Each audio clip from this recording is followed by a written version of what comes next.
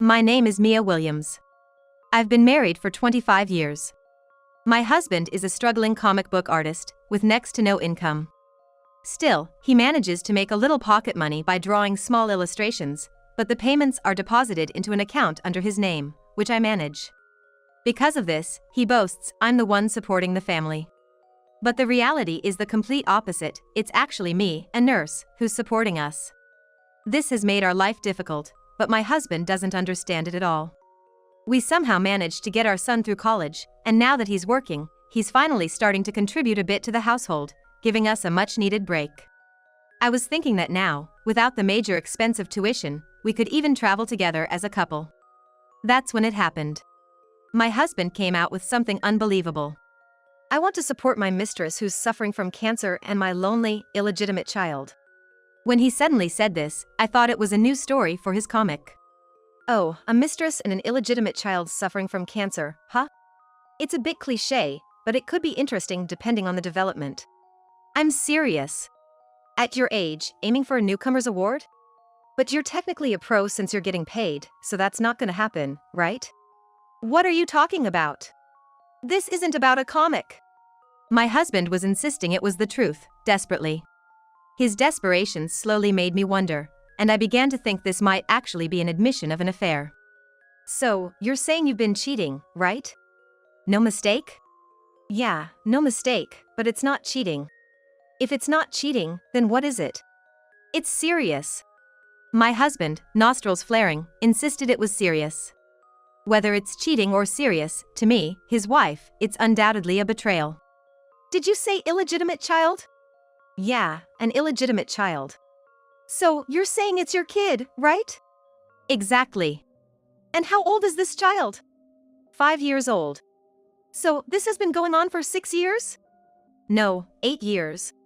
8 years ago. My mind started racing. That was when our son was 16. He had been cheating since then, spinning around like a top between here and there. And you had no clue. How can he say that so proudly? Right, back then, our son was going through his rebellious phase. And you were often away from home, coming up with excuses like looking for comic book ideas or going on trips with friends. Yeah, that's right. So, I've been deceived for 8 years? Well, yeah, that's about it. My husband always chased his dreams, claiming he had no interest in anything but comics. He was so determined to become a successful comic book artist. But years passed, and success never came, nor did our financial situation improve. When we were younger, he would apologize, saying, since you're working outside, I'll take care of the house. He did everything, cooking, cleaning, laundry. When we had our child, taking him to daycare and caring for him when he was sick became my husband's job. I never had to take a day off work. Thanks to that, we've made it this far, and I wasn't as pressed for time as other nurses. But as our son hit his rebellious phase and turned his frustrations towards my husband, he began to escape more frequently outside. That's when he started throwing harsh words at me. You're lucky, being working all the time. You don't have to worry about our son's rebellious phase. But if I hadn't worked? Yeah, I'm sorry. My income is so low. But remember, I'm the one feeding you all. Don't forget that, no matter how much you work. What? Despite never having earned enough to support us. And I had kept quiet to protect his pride, worried that confronting him would crush his spirit and he'd lose the motivation to work. What do you think you are? Marrying you was a real mistake. I've never once eaten a home-cooked meal from you. Every other wife cooks. But that's because... I had my reply. He said he'd handle everything himself because he wanted me to focus on my job.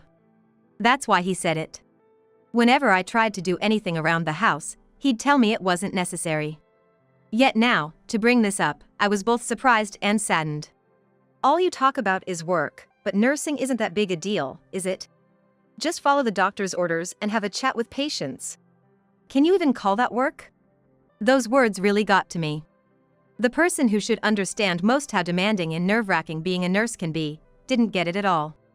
Since then, every time he saw my face, he would complain. He showered me with insults. And he hardly ever stayed home.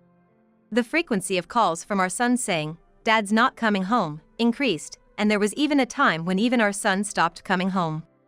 Somehow he made it to college, But the situation didn't change, and I felt left alone in the house. And now, to realize all this was because of an affair. So, you were saying all those terrible things to me because you had a mistress? What are you talking about? I've been told quite a few terrible things. I just said what I was thinking. I don't recall saying anything terrible. He didn't even realize he was hurting me. Fine, let's get a divorce. He put the divorce papers in front of me. Was this his way of showing he was serious, having prepared something like this? Why had I been so desperate to support a life with this man? And to think, I even harbored a faint hope that maybe, just maybe, we could return to how things were if we went on a trip together as a couple. How foolish I was. Can you at least tell me her name? What? I think I have the right to know who she is. What are you gonna do with that information? She's sick. What do you plan to do? Go there and do what? He yelled as if screaming, trying to protect her. On the contrary, he saw me as nothing but a threat. What a situation. The shock was immense, and he was no longer a man I wanted to keep by my side.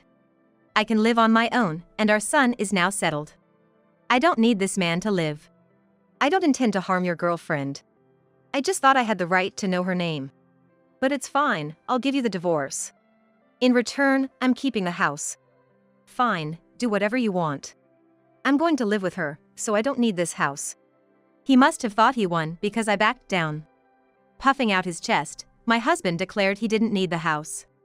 After signing the divorce papers, I handed them to him. We're strangers now. Yeah, well, I guess you won't remarry, but find someone good and be happy. As if he meant that. Such hollow words. When he left, I didn't cry, I just laid my head down on the table. I wished sleep would take me, but my mind was too alert to rest. What were these 25 years all about? As the room darkened and night fell, my son came home. Thinking no one was there due to the darkness, he was surprised when he turned on the light.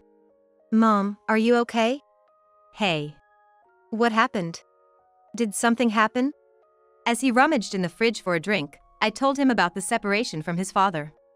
He turned around, surprised at first, but then he spoke quite lightly. So, I see. Well, that guy was just like that. Now that the burden's gone, isn't it better? Oh, so he was our burden. But the shock of divorce wasn't something that could be easily dismissed. He didn't even tell me the woman's name. Do you want to know? It'd be nice to know, but it's not like I'm going to do anything with that information. If it'll make you feel better, I'll find out for you. Saying this, my son patted my back, trying to cheer me up.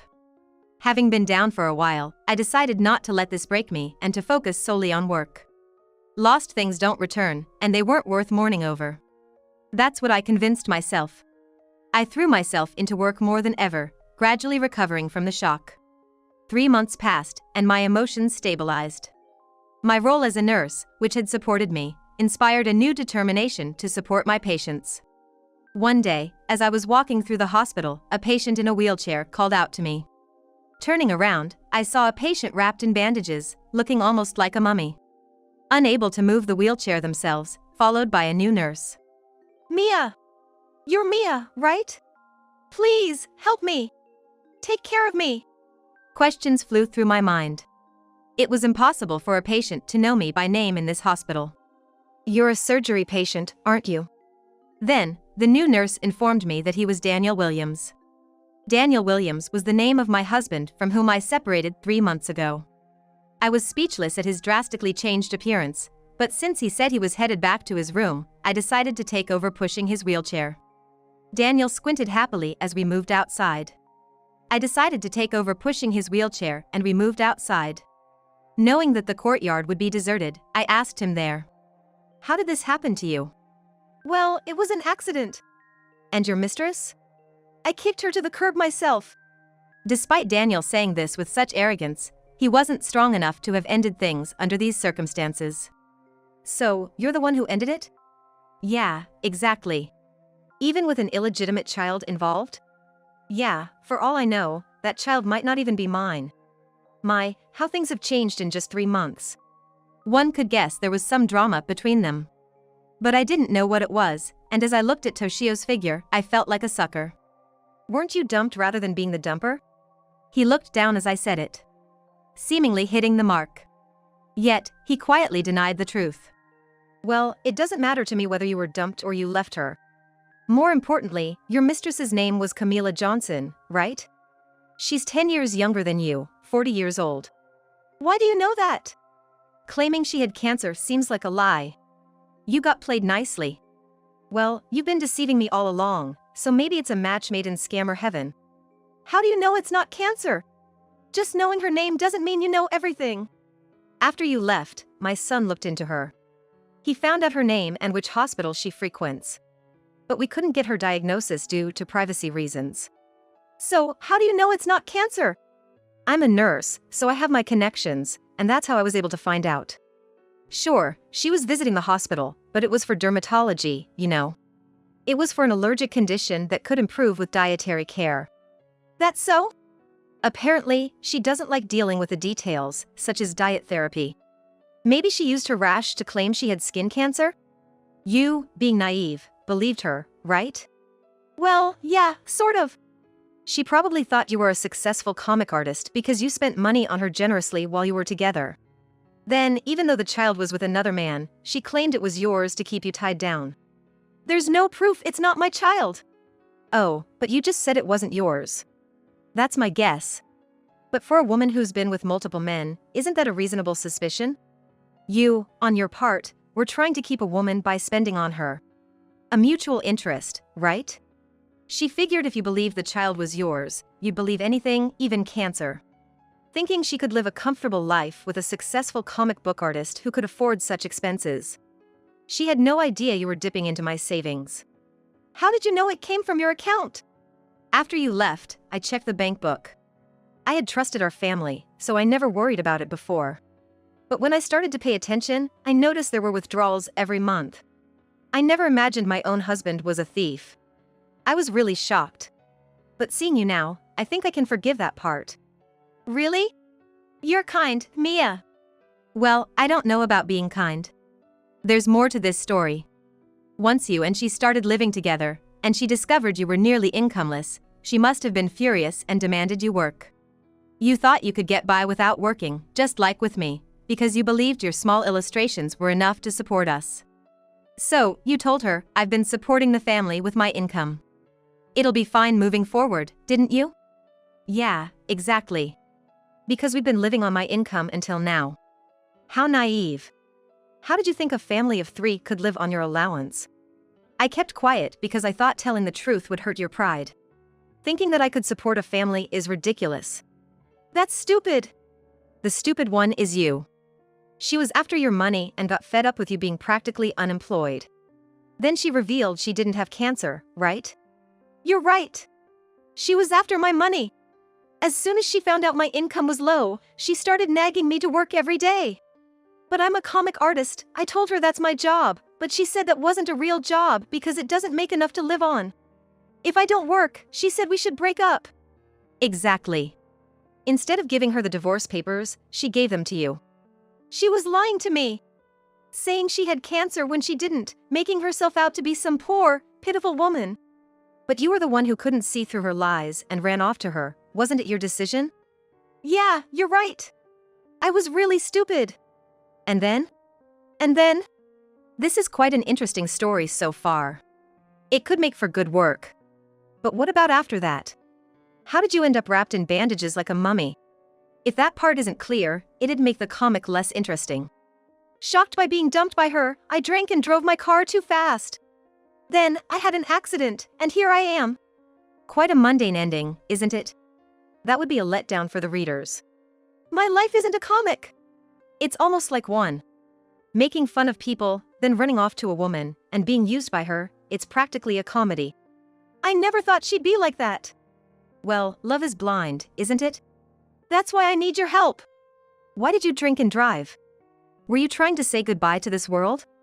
Yeah, at that time, I thought it would be easier to just leave it all behind than to be dumped by her. But after surviving, I don't feel that way anymore. Yet, here I am, covered in bandages, and Camila won't even answer my calls. I don't know what to do. Running into you now must be fate, right? It's not fate. You knew I worked at this hospital. Plus, it's an emergency hospital, so it's inevitable you'd be brought here. No, I think this is fate. You and I are tied together by a red thread. Done. What's that? I've cut the tie between us. We don't need that. Please! Help me out! You know, I'm in internal medicine. I can't take care of you. If you need help, ask a surgical nurse. Take care of me as your wife. I'm not your wife. We divorced 3 months ago. After the way we parted, why would you think I'd want to take care of you? Even if you were the last man on earth after a catastrophic event, I would not want you. Don't say that. You're not the kind of woman to abandon me, right? That's just wishful thinking. You're a nurse, right? Nurses are supposed to be that way, aren't they? No, nursing is just about following doctors' orders and smiling at patients. It's an easy job. How can you think a nurse doing such an easy job would be that kind? Impossible. They said I might have lasting effects after being discharged. It must be quite serious with all those bandages. Even if you heal, the skin might contract and the pain could be unbearable. It's tough, really, truly. I think it was good that we divorced then. I'm glad I don't have to carry a burden like you anymore. I can't handle this alone. You chose this, so you have to deal with it. You'll probably regret not dying in that accident because of the pain. Nurses can't just ignore their patients. Well, that would be true for a nurse, but I decided to leave this hospital. Why? The doctor here is starting his own practice and asked for my help, so I decided to assist him. Then that's fine too. I don't have anywhere to live. Let me stay at your place. You should ask your mistress for that. I broke up with her, so that's impossible. Well, we're divorced, so it's impossible for me too. You're going to abandon me? You were the one who abandoned me. A month later, I resigned from my job. While saying my goodbyes, I received a call. Looking at the screen, it was from an unknown number. Normally, I wouldn't answer, but considering it was my last day, I thought it might be someone from the hospital, so I decided to pick up. Then, the caller was someone I'd least expected. In other words, it was Camila Johnson, the woman who took Daniel away. Are you Daniel's ex-wife? She yelled right off the bat, almost like a declaration of war. Yes, who might this be? It doesn't matter who I am. Your husband has been bothering me. Could you be Camila? The one who took my husband away? Yes. Do something about it. You're the one who took him, but I'm glad we're divorced. Thanks for taking him off my hands. Why would it turn out like this? Even after we broke up, he wants to live together after being discharged, sending me messages every day. Plus, he blames me for his condition, saying it's because of the money he spent on me that we could live. What's with him? He's really creepy. Really creepy, huh? Not exactly the words you'd expect from a smart woman. Oh, right, she's not the brightest. So, do something about it. You're a nurse at the hospital he's admitted to, right? That's only until today. I'm leaving this hospital. And whatever happens between you two, it's none of my business. It's not none of your business. You're his ex-wife. Ex, so it is none of my business. The same goes for you once you break up, right? It's not the same at all. I never thought he'd be so clingy. He was always a weak person. No money? That's fraud. A scam. Is the child Daniel's? Of course not. Daniel keeps saying because the child is his, he needs to be by their side. That we can't break up because of that, spouting all sorts of nonsense. But I've told him the child isn't his, and using the child as leverage is just low. Resorting to lies and deceit was your doing, so it's only natural you'd have to deal with it. How am I supposed to live with such a pauper? You were after his money, but sadly, I was the one supporting him all along. Even though he called himself a comic artist, he hardly wrote anything, not having a serial publication or anything. You should have known he was broke. I had no idea. I'm so fed up with that annoying man. Now he's not even a mummy, but we'll be left with keloids, looking like a monster. That's quite a thing to say. The thought occurred to me. Even though they had both been lying to each other, once it came to separating, she was ready to push him down further. Thank you, Camila. What for? Talking to you has made up my mind. If you're going to be this awful, I have no reservations. What are you talking about? I'll be suing you for damages, so be prepared for that. Why would you sue me for damages? Please discuss this with your lawyer. Wait a minute. After hanging up, I headed to my ex-husband's hospital room. Just punishing the woman wouldn't be fair. He looked happy to see me as he lay in pain on the bed. Have you decided to help me? No, I've come to tell you that I'll be suing you for damages. Damages? For what? We divorced because of you. How can I pay any damages when I'm like this? I can't work, and I certainly don't have the money. That's not my problem. I've just told Camila I'd be suing for damages. How can you do something so stupid? Instead of helping, you're pushing me further into hell? You're the one who grabbed your ticket to hell by your own choice. So, why should I be the one to blame? Don't you think that's absurd?